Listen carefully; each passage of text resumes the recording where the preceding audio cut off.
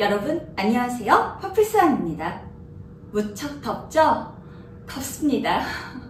오늘 아침부터 비가 내렸는데요. 그래서 그런지 더 후덥지근한 여름의 본격적인 시작을 알리는 듯 합니다. 이제 장마도 시작이라고 하는데요. 6월의 시작, 더위의 시작, 여름의 시작, 장마의 시작, 모든 것이 시작하는 날인 것 같습니다. 이제 시작해 보겠습니다.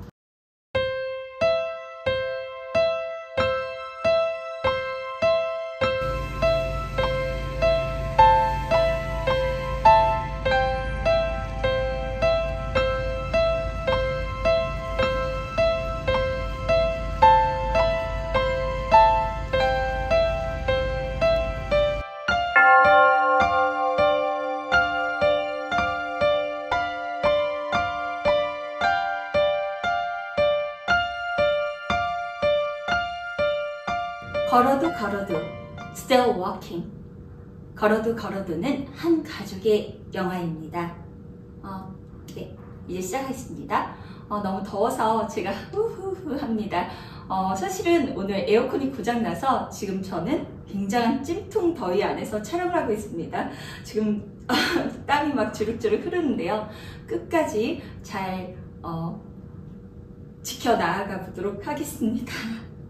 네, 그래도 아이스커피 한 잔을, 라떼를 한 잔 마시겠습니다. 여러분, 이제 이번 여름은 되게 덥다고 하는데 어쩌죠? 잘 이겨나가 보도록 해야 될 것 같아요. 네, 이제 시작하겠습니다. 걸어도 걸어도 Still Walking. 걸어도 걸어도는 한 가족의 이야기입니다. 주인공 유타가 자신의 형이 몇 년 전에 바다에서 죽어서 그 형의 제사를 지내기 위해서 고향집으로 가면서 시작되는 이야기인데요. 한 가족이 오랜만에 모이다 보니까 오랜만에 만난 가족이고 반갑고 한데, 그런데도 또 만나려고 하니까 부담스럽기도 하고, 또 유타는 최근에 결혼을 해서 새 식구를 가지고 있습니다. 새 아내와 그리고 새 아내가 전 남편과 낳은 아들과 이제 고향집으로 가고 있습니다. 이 영화의 출발은 어머니가 제사 음식을 준비하는 음식을 만드는 요리의 소리에서 시작이 되는데요. 그 소리가 참 정답고 다정하고, 우리가 일상에서 어머니와 그리고 딸이 나눌 수 있는 그런 대화에서 시작이 됩니다. 제사 음식을 어머니와 딸은 만들고 있고, 아버지는 거의 방에서 나오시지 않고 가족들이 모여도, 가족들이 한 거실과 부엌에서 가득 모여 있어도 아버지는 카메라 앞에서 쓱 유령처럼 지나거나 쓱 지나가서 방으로 들어가십니다. 아버지가 보여지는 장면, 이 영화에서는 많은 장면이 문에서 들어오시거나 나가시는 장면, 그리고 자신의 평생 서재이기도 자기 방이기도 한 그 공간 안에서 아버지는 그 안에 계십니다. 여기 이 영화 안에서는 어떤 죽음과 아들의 죽음, 가족의 죽음과 그 이후에 살아가는 가족의 이야기를 담고 있는데요. 아버지는 계단, 여기에서 또 제가 포인트에서 얘기하고 싶은 거는 계단이 가장 중요한 주제와 같은 소재로 나옵니다. 아버지는 계단을 올라가서 바다로 가고요. 어머니는 계단을 올라가서 산으로 올라가십니다. 아들이 그리울 때 바다를 찾는 아버지와 아들이 그리울 때 산을 찾는 어머니, 두 분이 다른 데로 가고 계시죠? 하지만 한 공간에서 서로 너무나 다르고 너무 다른 성격이지만 서로의 적당한 거리를 유지하면서 함께 걸어가고 있습니다. 이 안에는 계단을 통해서 이야기의 주제, 한 가족이 걸어가는 계단, 오르락 내리락 하는 감정과 가족의 서사를 다루기도 하고요. 그리고 계단을 통해서 한 가족이 걸어가기도 하고, 아버지와 아들이, 어머니와 아들이, 새로 태어난 가족들이 걸어가는 계단이 보여집니다. 제가 인상 깊게 지금도 기억하는 장면은 어머니가 옥수수를 튀겨주십니다. 그 타닥타닥거리는 그 소리가 굉장히 기억이 남는데요. 타닥타닥하는 그 소리에 나오는 그 옥수수에 담긴 옛날 추억 이야기와, 그리고 그 추억 이야기가 또 원래는 이 살아있는 아들의 이야기인데 부모님은 죽은 아들의 이야기라고 착각하는, 거기에서 또 오는 살아남은 자의 서운함도 있고, 참 이 안에는 작은 가족이기 때문에 느끼는 서운함과 일상에서 오는 많은 상처와 아픔을 담고 있습니다. 거리도 담고 있고, 그리고 그 안에서는 이제 계단을 올라가는, 어떻게 보면 조금 늦게 깨닫는 마음과 감정과 추억들을 담고 있는데요. 이 영화에서도 아버지는 아들과 소통을 거의 못합니다. 살아있는 아들도 아버지에게 많은 서운한 감정을 가지고 있고요. 그래서 둘은 소통에서 계속 실패를 하고 부딪히기도 합니다. 요타는 의도치 않게 자신의 말로 가족들의 상처를 입히기도 하고요. 그 상처 입은 가족들의 뒷모습과 앞모습에서 그들의 상처 입는 얼굴과 그리고 표정을 보실 수가 있습니다. 항상 가족이 기대를 가지고 사랑을 받았던 첫째 아들이 바다에서 사람의 목숨을 구하고 죽게 되면서 가족에게 큰 시련이 한 번 옵니다. 그러면서 이들의 가족이 그 요타의 형이 살린 어떤 한 아이가 이제 자라나서 형의 제사에 매년 찾아오는데요.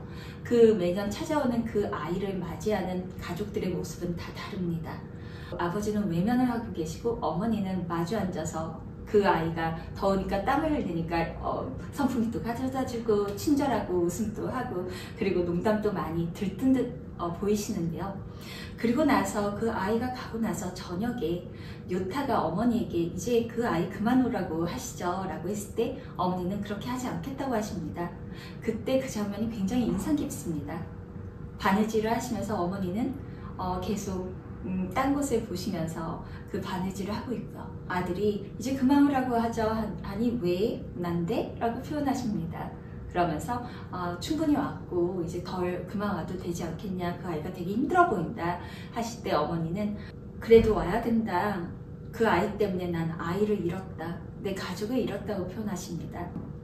증오의 대상이 없으면 아픔은 더 커진다라고 표현하시면서 1년에 한 번 그 고통을 주는 게 그렇게 나쁘진 않을 것 같다고, 계속 끝까지 오게 할 거라는, 정말 이 영화 전반적으로 늘 웃음이 많으시고 해맑으시고 들뜬 듯한 어머니가 그때 정말 그 이야기를 하시면서 바늘을 찌르시면서 자신의 아픔을 바늘을 찌르는 듯한 그 아픔을 표현하시고 침을 꿀꺽 삼키시는 그 장면이 무척 인상 깊고 그리고 명배우의 연기로서 표현하게 됩니다.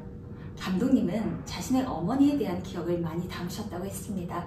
이 영화를 통해서 감독님은 키키 키린이라는 여배우님을 처음 만나게 되고요. 어머니의 캐릭터로 그 이후로 그의 영화에 정말 자주 끝까지 등장하시는 분입니다. 네, 이렇게 해서 어머니의 그 일상에서 오는 광기가 보입니다. 서늘한 바늘과 같은 광기가 보이는데요.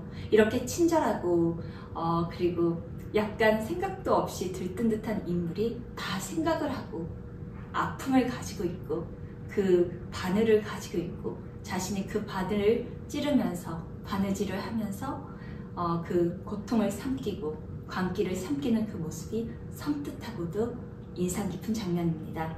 아버지는 고통을 삼키는 방법이 다릅니다. 아버지는 바다를 찾고요. 아버지의 뒷모습이 참 많이 나옵니다. 계속 소통을 하지 못해서 서로가 바라보는 방향은 뒷모습이고, 아버지는 가장 많이 뒷모습이 나오시고, 또 가족들이 이쪽에 와서 찍어라 몇 번 하니까 가버리십니다. 이렇게 어떻게 보면 고집불통 같고, 또 여기는 내가 지어서 내가 돈 벌어서 지은 집인데 왜 너는 할머니 집이라고 하냐, 이런 소심한 부분. 정말 훌륭하신 우리 아버지 분들이 사실은 사람이고 감정을 느끼는 아버지인데, 우리는 아버지란 이름으로 굉장히 어떻게 보면 모든 것을 조금 단단하게 보고 크게 보다 보니까 아버지가 자신의 방 안에서 느끼는 작은 소소한 아픔도 재미도, 그 안에서 그냥 홀로 과자도 먹고 또 그 안에서 우연히 찾아온 새 손자가 된 아이에게 자기가 원래 의사가 된 거는 자기 아버지가 아파서 그 병을 고쳐주고 싶어서 의사가 됐다고 표현을 하십니다. 그래서 아이가 묻습니다. 그래서 병을 고치셨나요? 그랬을 때 아버지는 내가 의사가 됐을 때는 아버지가 없었다, 돌아가셨다라고 표현하는데, 제가 지금 또 얘기하면서 뭉클하게 됩니다. 참 이 안에 많은 대화와 대사가 뭉클뭉클하게 하는 포인트가 있어요. 푸른빛의 요코하마라는 노래의 추억을 하면서 가족들이 다 듣습니다. 어머니가 사둔 이렇게 레코드를 아들에게 한번 틀어봐 전축에 하면서 보여주시는데요. 그리고 이제 가족들이 모여서 막 같이 노래를 듣습니다. 그래서 어머니가 이거 많이 듣고 부르셨던 노래잖아요 하면서 어머니도 그래 그러면서 걸어도 하면서 따라 부르기도 하십니다. 그리고 나서 그 장면을 이렇게 지나가는데요. 그 다음 장면이 바로 아버지가 목욕하는 장면인데 그 할아버지께서 목욕하고 있으니까 어머니가 그 창 뒤에서 이제 속옷을 챙겨드리면서 아버지가 그거 언제 샀냐 했더니 이제 거기서 샀다라고 표현하시면서 사실은 아버지가 젊었을 적 바람을 피신 상대와 즐겨 들으셨던 노래를 그녀가 그 CD를 사서 그 아버지의 그 바람 피는 현장을 아들을 업고 가서 이 현장을 덮치려다가 차마 그렇게 못하고 나와서 그 맞은편에 레코드집에 가서 이 음반을 사가지고 왔다 표현하는데 아버지는 침을 꿀꺽 정말 고개를 꿀꺽 삼키십니다. 이런 정말 소소한 그러니까 삶에서 어떻게 보면 주변에서 그리고 근처에서 듣는 이야기 그리고 우리 가족 안에서도 겪는 이야기들이 이 안에 작은 옥수수 알갱이처럼 타닥타닥 튀는 소리처럼 이 안에 고소하고도 달콤하게 담겨 있습니다. 마지막 장면에 계단을 어머니 아버지가 자식을 보내고 나서 두 분이 이렇게 적당한 거리에 떨어져서 걸어 올라가십니다. 그러면서 이제 설이나 보겠네 라고 하고 가시는데요. 또 아들은 또 아내한테 이제 설에 안 와도 되겠다 이번에 왔으니 이렇게 서로 다른 생각과 하지만 그래도 정겹고 서로가 통하는 그 생각 안 나던 스모 선수의 이름이 생각났다. 항상 이렇게 늘 늦게 생각난다니까 라고 표현하는 우리가 어머니와 아버지의 부모님의 사랑을 느끼기에는 항상 조금은 늦게 생각나고 발견나는 그런 모습이 여기에 담깁니다. 오늘 왜 이렇게 제가 뭉클하죠? 6월에 싱그러운 푸른 날 언제 기회가 되시면 보시면 좋을 것 같아요.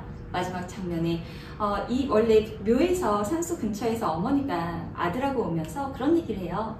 하얀 나비는 겨울에 죽지 않고 잘 견뎌낸 하얀 나비가 노란 나비가 된다고. 그리고 나서 그거 누가 얘기해 줬어요? 근데 어머니는 누군지 모르겠다 기억이 안 나 하시는데 그리고 나서 또 이제 어머니 아버지가 돌아가시고 나서 그 요타가 새 가족과 그리고 새롭게 태어난 여자아이 딸과 함께 아들과 딸 아내와 함께 걸어갈 때 그 얘기를 해줍니다.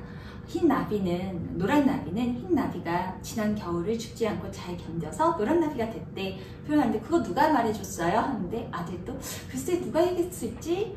라고 하고 지나갑니다. 이렇게 기억과 추억은 누구인지 포인트가 되어 있지 않지만 스며들듯이 이 영화는 어떻게 보면 스며드는 감정으로 우리에게 6월의 초록과 같은 감정을 전해주는 영화입니다. 이제부터 질문을 하겠습니다. 고레에다 히로카즈 감독님 안녕하세요. 저는 은호입니다. 감독님께 제가 하고 싶은 질문은 걸어도 길이 보이지 않으실 때 어떻게 하십니까? 계속 그 길을 가십니까? 아니면 다른 길을 돌아가 보시겠습니까? 아니면 쭉 가보시겠습니까? 길이 없어도 안개가 있고 막 비가 내리고 저긴 길이 정말 없는 것 같아도 쭉 가보시겠습니까? 어떻게 하실 것 같아요? 질문하고 싶습니다. 걸어도 길이 보이지 않을 때 감독님은 어떻게 하시겠습니까?